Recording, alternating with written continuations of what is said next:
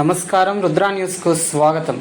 భారత మొదటి ప్రధాని జవహర్ లాల్ నెహ్రూ వర్ధంతి సందర్భంగా హుస్నాబాద్ పట్టణంలోని నెహ్రూ చౌక్ వద్ద హుస్నాబాద్ మండలం కాంగ్రెస్ పార్టీ ఆధ్వర్యంలో ఘనంగా నెహ్రూ విగ్రహానికి పూలమాలలు వేసి పార్టీ శ్రేణులు నివాళులర్పించారు. ఈ సందర్భంగా TPCC member Kedam Lingamurthy, single window chairman బుల్షెడ్ శివయ్య, మండలాధ్యక్షులు బంకచందులు మాట్లాడుతూ నేటికి 61 సంవత్సరాల క్రితం భారత మొదటి ప్రధాని జవహర్ లాల్ నెహ్రూ చనిపోయారని, 16 సంవత్సరాలు భారతదేశ ప్రధానిగా ఉన్నారని, నెహ్రూ కుటుంబం దేశానికి ఎన్నో సేవలు, త్యాగాలు చేశారని, లండన్, యుఎస్ఏలో చదువుకున్న ఉన్నత విద్యావంతుడు నెహ్రూ అని అన్నారు. సోషలిస్టు డాక్టర్ బిఆర్ అంబేద్కర్తో ఎంతో సన్నిహితంగా ఉండేవారని, నెహ్రూ కూడా సోషలిస్టు కాబట్టి భారత రాజ్యాంగంలో ఎన్నో హక్కులు కల్పించడానికి కృషి చేశారని, భారతదేశ స్వతంత్రం కొరకు పోరాట యోధులతో కలిసి పనిచేశారని, స్వాతంత్ర్యానంతరం దేశంలో వ్యవసాయ, పారిశ్రామిక, విద్య, ప్రాజెక్టు రంగాలలో అభివృద్ధి చెందడానికి పంచవర్ష ప్రణాళికలు ప్రవేశపెట్టారని అన్నారు. రూర్కేలా, జంషెడ్పూర్ లాంటి ఉక్కు కర్మాగారాలు, ఐఐటీలు, రీజనల్ ఇంజనీరింగ్ కాలేజీలు స్థాపించారని అన్నారు. ఎన్నో త్యాగాలు చేసిన నెహ్రూ వారి కుటుంబ సభ్యుల అడుగుజాడల్లో నడవాలని కోరారు. ఈ కార్యక్రమంలో కాంగ్రెస్ పార్టీ జిల్లా ప్రధాన కార్యదర్శి చిత్తారి రవీందర్, మున్సిపల్ కౌన్సిలర్లు వల్లభు రాజు, పున్న సతీ లావణ్య, కుమ్మటి స్వర్ణలత సత్యనారాయణ, కాంగ్రెస్ పార్టీ నాయకులు, కార్యకర్తలు, యువజన నాయకులు తదితరులు పాల్గొన్నారు. కాంగ్రెస్ వాదులు, మహిళా సోదరులు, కాంగ్రెస్ తర్వాత ఎలక్ట్రానిక్ మీడియా, ప్రింట్ మీడియా అందరికీ నమస్కారం తెలియజేసి చందుకు ఈ కార్యక్రమం 61 సంవత్సరాల క్రితం జవహర్లాల్ నెహ్రూ గారు చనిపోవడం జరిగింది. ఇవాళ రోజు ఆయన భారతదేశానికి 16 సంవత్సరాలు ప్రధానమంత్రిగా పనిచేయడం జరిగింది. ఆయన కుటుంబము, వాళ్ళ నాయన, తర్వాత వాళ్ళు ఎన్నో త్యాగాలు చేసేది, ఎన్నో డబ్బులు ఖర్చు పెట్టారు. ఆ రోజుల్లో ఆయన ఇండియాలో కాదు మొత్తం ప్రపంచంలో పెద్ద అయినటువంటి అమెరికా, లండన్లో చదువుకున్నాడు. మరి ఆయనకు అంబేద్కర్ గారికి బాగా ఫ్రెండ్షిప్ ఉన్నది కాబట్టి, ఈయన సోషలిస్టు కాబట్టి ఈ దేశంలో భారత రాజ్యాంగంలో ఎన్నో హక్కులు కల్పించే ఆలోచన చేయడం జరిగింది. నెహ్రూ గారు, పటేల్ గారు, సుభాష్ చంద్రబోస్ గారు కూడా ఎన్నో త్యాగాలు చేశారు. ఆనాడు స్వాతంత్ర ఉద్యమంలో భగత్ సింగ్ లాంటి వాళ్ళు, రాజ్గురు, సుఖదేవ్ లాంటి వాళ్ళు కూడా ఎన్నో త్యాగాలు చేశారు. కాబట్టి భారతదేశం స్వాతంత్రం వచ్చింది. భారతదేశం స్వాతంత్రం వచ్చినాక మరి భారతదేశాన్ని వ్యవసాయ రంగంలో, పారిశ్రామిక రంగంలో, ప్రాజెక్టులలో, విద్యారంగంలో అభివృద్ధి చేయడానికి పంచవర్ష ప్రణాళికలు పెట్టి మరి భారతదేశాన్ని బేలాయి, రూర్కేలా, జంషెడ్పూర్ లాంటి పెద్ద ఉక్కు కర్మాగారాలు, మన ఐఐటి, మన ఎన్నో రీజనల్ ఇంజనీరింగ్ కాలేజీలు ఏర్పాటు చేశాడు.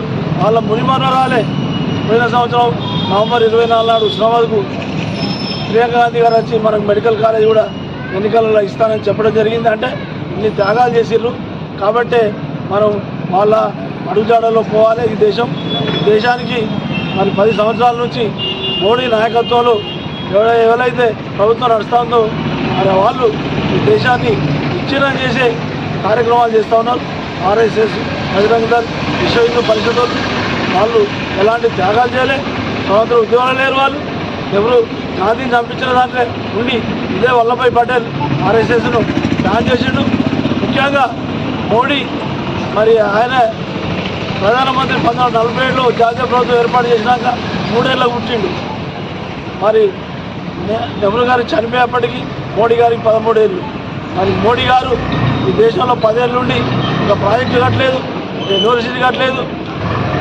మొత్తం ఆయన దేవాలయాలు, మరి వల్లభాయ్ పటేల్ విగ్రహం, సుభాష్ చంద్రబోస్ పటేల్ విగ్రహం, రైతులకు నష్టం చేసే చట్టాలు ఇవన్నీ తీసుకొచ్చి మా భారతదేశాన్ని ఇబ్బందుల పాలు చేస్తాడు. మరి 7వ విడత ఎన్నికలు 30వ తారీఖు నాడు ఉన్నాయి. మరి దాన్ని కూడా మరి దేశమంతా ప్రజలంతా గమనించవలసిన అవసరం ఉన్నది. నెహ్రూ తర్వాత శాస్త్రి గారు, తర్వాత ఇందిరాగాంధీ గారు, తర్వాత రాజీవ్ గాంధీ గారు, తర్వాత పి నరసింహారావు గారు, తర్వాత మన్మోహన్ సింగ్ గారు, వీళ్ళ నాయకత్వంలో భారతదేశంలో ఎన్నో సంస్కరణలు, ఎన్నో అభివృద్ధి కార్యక్రమాలు జరిగినాయి. మరి వేరే వాళ్ళు ఈ దేశానికి ప్రధానమంత్రులు అయి షోకులు చేసారు తప్ప దేశాన్ని ఆర్థికంగా, సామాజికంగా ప్రపంచంలో నష్టం చేసారు తప్ప లాభం చేయలేదు. వీళ్ళ నాయకత్వంలో ముందుకు పోవాలి. కాంగ్రెస్ పార్టీ మన ప్రోగ్రాన్ని గెలిపించినట్టు రాబోయే రోజుల్లో బలవంతంగా ఒక బలమైన పార్టీగా చేస్తేనే సమాజానికి మంచి జరుగుతుందని తెలియజేస్తూ ఇక్కడికి వచ్చినటువంటి అందరి సందర్భంగా పాల్గొన్న వాళ్ళందరికీ శుభాకాంక్షలు తెలియజేస్తూ నమస్కారాలు తెలుస్తున్నాను.